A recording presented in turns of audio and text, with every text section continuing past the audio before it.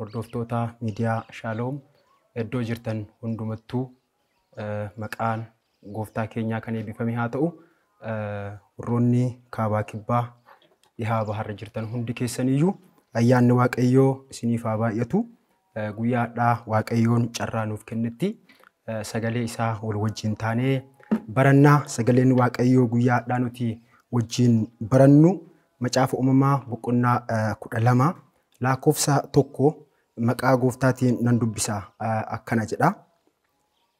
Waaqayyoo gaafa tokko Abrahaamiin biyya kee keessaa lammii kee keessaa maatii abbaa kee keessaa bayitii gara biyya ani si argisiisu dhaqi. Ani saba guddaa sin godha, sin eebbisa, maqaa kee nan guddisa, eebbaas ni taata. Warra si eebbisan nan eebbisa, warra si salphisan nan abaara. Qomoon biyya lafaa irraa hundinuu sababii keetiif ni eebbifamu jedhe. Kana irratti Abrahaam akkuma Waaqayyoo isatti dubbatetti ka'ee in adeeme jedhee hanga lakkoofsa 4tti dubbata.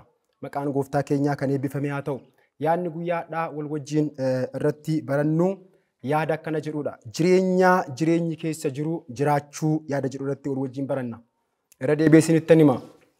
Jireenyi keessa jiru jiraachuu yaada jedhu irratti wal wajjin baranna. Obboloota koo jireenyi jireenya caalu. Jireenyi addunyaa kanarratti ulfaatina qabu. Jireenyi addunyaa kanarratti ol aantii ta'e jiraachuu osoo hin taane addunyaa kanarra waggaa 30, waggaa 100, waggaa baay'ee lakkoofsisuu osoo hin taane jireenyi keessa jiru jiraatanii darbuudha. Namni baay'een yogguu jiraatu jireenyi keessa hin jirre jiraatani. Namoonni baay'een isaanii odoo lallabaniyyuu, osoo faarfataniyyuu, osoo waldaatti deddeebi'aniyyuu, osoo maqaa Waaqaa waamataniyyuu jireenyi keessa hin jirre jiraatani. Waaqayyoon jireenyi gammachiisu, Waaqayyoon jireenyi itti gammadu, Waaqayyoon fuulduratti jireenyi fudhatamaa qabu. Waggaa baay'ee jiraachuu osoo hin taane jireenyi keessa jiru jiraachuudha. Jireenyi keessa jiru jireenya kamiin akka ta'e wal wajjin kutaa macaafa kana keessatti ilaalla. Waaqayyoo gaafa tokko gara Abrahaamiitti akka dhufe kutaa macaafa kanaa keessatti ilaalla. Abrahaam odoo gara Waaqayyootti Waaqayyoo gara Abrahaamiitti osoo hin dhufin dura Abrahaamis gara Waaqayyootti, Waaqayyoos gara Abrahaamiitti osoo hin dhufin dura Abrahaam jireenyi keessa hin jirre jiraataa ture. Jireenya waaqeffannaan biyya lafaatiin hojjaa dukkanaatiin guutame keessa deddeebi'aa ture. Waaqayyoon jireenya gammachiisu osoo hin taane, Waaqayyoon jireenya ulfeessu, jireenya Waaqayyoon itti gammadu osoo hin taane jireenyi keessa hin jirre jiraataa odoo Waaqayyoon hin gammachiisin wanna Waaqayyoon isa itti hin gammanne jireenyi keessa hin jirre jiraataa ture. Jireenyi keessa jiru jireenya kamiidha jennee gaafa ilaallee jennee jireenya Waaqayyoon keessa jirudha. Jireenya Iyesuus Kiristoos keessa jirudha. Jireenyi Iyesuus Kiristoos keessa hin jirre jireenyaa miti. Jireenyi beekumsi baay'een keessa jiraachuu danda'a. Jireenya ogummaan baay'een keessa jiraachuu danda'a. Namoonni osoo jiraatanii dunyaa baay'eedhaan, qabeenya baay'eedhaan, haala baay'eedhaan, ogummaa baay'eedhaan guutamuu hin danda'an. Wantoonni baay'ee isaan keessa jiraachuu hin danda'a. Garuu Waaqayyoon jireenya isaanii keessa yoo hin jiraanne ta'e jireenyi sun jireenya hin jedhamu. Jireenyi tokko jireenya kan jedhamu jireenya Waaqayyoon keessa jirudha. Jireenya Abrahaamii keessa gaafa tokko Waaqayyo gara isaatti dhufee Abrahaamitti Waaqayyo akkana jedhee dubbate. Abrahaam qomoo kee keessaa, maatii kee keessaa bahi.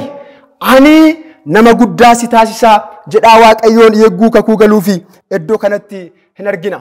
Jireenyi Abrahaamii jireenya kan ta'e fuuldura Waaqaatitti jireenya kabajamaa, jireenya simbo qabeessa, jireenya guddaa, jireenya eebbaa, jireenya namootaaf hafaa ta'e, namootaaf eebba ta'e, namootaaf furmaata ta'e keessa jireenyi Abrahaam seene gaafa kamii jennee gaafa ilaallee jennu gaafa waaqayyoon jireenya isaa keessa seenedha. Obboloota koo wantoonni baay'een jireenya keenya keessa umrii keenya keessatti jireenya keenya keessa jiraachuu danda'an garuu waaqayyoon yoo hin jiraanne taate jireenya bu'aa hin qabnedha.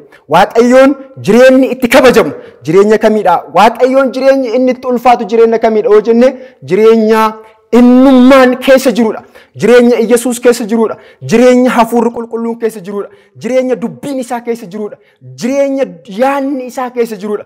Yoo yaanni waaqayyoo nu keessa jiraate, yoo Yesuus nu keessa jiraate, yoo ayyaanni qulqulluun nu keessa jiraate jireenya jedhama. Yoo ayyaanni qulqulluun waaqayyoon Yesuus Kiristoos sagaleen isaa gaafa nu keessa hin jiraanne jireenya hin jedhamu. Waaqayyoon addunyaa kanarratti jiraanne akka darbinu ka barbaadu waggaa baay'ee fi umrii baay'ee osoo hin taane yeroo hedduu lakkoofsisu osoo hin taane jireenya argamni isaa jireenya ulfinni isaa jireenya amalli isaa keessa jiru gaafa jiraanne darbideera. Waaqayyoon jireenya kanaan nu haa eebbisu. Waaqayyoon jireenya kanaan iddoo jirtanitti isin haa eebbisu. Waaqayyoon jireenya kana akka jiraannu barbaada. Jireenya inni keessa jiru. Abrahaam jireenya waaqayyoon keessa hin jiru jiraataa ture. Waaqayyo garuu gara isaatti aseene. Waaqayyo guyyaadhaa gara iddoo isin jirtanitti gara bakkee isin jirtanitti maqaa gooftaa Yesuus Kiristoosiin ayyaanni qulqulluun ilmi isaa samirraa kan bu'e ilmi isaa ilmaan namaatiif kan du'e gooftaan Yesuus Kiristoos gara toora jireenya keessanii maqaa gooftaa Yesuus Kiristoositiin ayyaanni isaa kana seeni haa ta'u. Gooftaan haa eebbifamu. Waaqayyoon jireenyi inni itti kabajamu, jireenyi inni itti ulfaatu, jireenyi keessa jiru gaafa jiraannedha. Jireenyi keessa jiru jireenya kami gaafa jenne jireenya Yesuus Kiristoos keessa jirudha. Jireenyi Abrahaami jireenya kan ta'e gaafa waaqayyoon gara jireenya isaatti dabalamedha. Wantoonni baay'een gara jireenya keenyaa seenuu osoo hin taane waaqayyo duwwaan seenuun gahaadha. Waaqayyo duwwaan gaafa seen wantoonni toora hin qabanne, wantoonni iddoo hin qabanne hundinuu iddoo qabatani. Jireenyi waaqayyoon keessa jiru jireenya kallattii qabudha. Jireenyi waaqayyoon keessa jiru jireenya eebbaadha. Jireenyi waaqayyoon keessa jiru jireenya furmaataati. Jireenyi waaqayyoon keessa jiru jireenya hiikamsaati. Jireenyi waaqayyoon keessa jiru jireenya birmaduuti. Jireenyi waaqayyoon keessa jiru jireenya ifaati. Jireenyi waaqayyoon keessa jiru jireenya badhaadhinaati. Jireenyi waaqayyoon keessa jiru jireenya furmaataati. Kanaaf kan nu barbaachisu gara jireenya keenyaa akka aseenu kan nu barbaachisu gara mana keenyaa akka aseenu kan nu barbaachisu wanna biraa osoo hin taane waaqayyoodha. Waaqayyoon gara jireenya keenyaa akka seenuuf yeroo hundumaa dhimminee waaqayyoon barbaadataa waaqayyo gara jireenya kooti aseen gara mana kooti aseen jedhaa waaqayyoon barbaadachuu waaqayyotti boo'uun gafuura qulqulluudhaan gara waaqayyotti iyyuun nu barbaachisa. Waaqayyoon yoo jireenya keenya keessa hin jiraanne jireenya kamiin jireenya jedhamee addunyaa kanarratti kan beekamu haalota garaagaraatiin guutuu danda'a. Garuu waaqayyoo keessa hin jiraanne jireenyi sun jireenya salphinaa jedhama. Jireenya dukkanaa jedhama. Jireenya salphinaa, jireenya yeelloo jedhama. Jireenyi waaqayyoon keessa jiru garuu jireenya abdiiti. Jireenyi waaqayyoon keessa jiru jireenya ulfinaati. Yesuus jireenya kana nuuf haa baay'isu. Yesuus jireenya kana isiniif haa baay'isu. Iddoo jirtanitti waaqayyo guyyaa dhaarraa jireenya keessan keessa haa aseenu. Hafuurri qulqulluun gara jireenya keessanii haa aseenu. Hafuurri qulqulluun sagaleen isaa innummaan waaqayyummaan gara jireenya keessanii haa aseenu. Jireenyi waaqayyoon keessa hin jirre duwwaadha. Wantoonni baay'een guutuu danda'an, haalonni baay'een guutuu danda'a. Garuu waaqayyoo keessa hin jiraanne taate duwwaadha. Jireenyi waaqayyoon keessa hin jiraanne guutuullee osoo ta'eeti duwwaadha. Kanaaf kan nu barbaachisu waaqayyoo gara jireenya keenyaatti akka aseenuuf yeroo hundumaa gara waaqayyootti, yeroo hundumaa gara yaada isaatti, yeroo hundumaa gara fedha isaatti, yeroo hundumaa gara dubbii isaatti gurra keenya, ija keenya, onnee keenya kaasutu nu barbaachisa. Obboloota koo Abrahaam warqee siin qabaa. Addunyaa kanarratti wantoota jireenya jedhamanii laakkaman akka biyya lafaatti ulfina jedhamanii wantoota laakkaman wantoota baay'ee hin qaba. Qabeenya baay'ee hin qaba. Garuu jireenya waaqayyoon keessa hin jirre gaafa jiraataa ture wantoonni sun hundinuu isaaf duwwaa ture. Wantoonni sun hundinuu isaaf salphaa ture. Garuu gara gaafa waaqayyoon gara jireenya isaatti aseena jedhe lafti onaallee isaaf eebba ta'e.